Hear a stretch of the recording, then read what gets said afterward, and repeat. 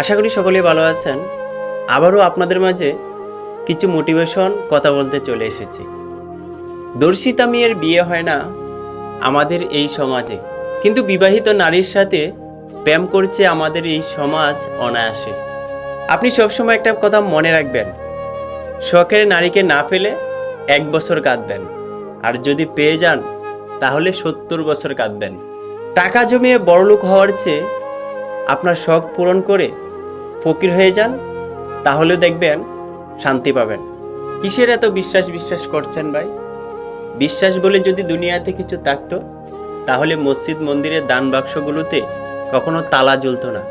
আপনি সবসময় মনে রাখবেন, ব্যবসা যতই ছোট হোক, স্বাধীনতা নিজের হাতে। চাকরি যত বড় হোক না কেন, স্বাধীনতা কিন্তু অন্যের হাতে।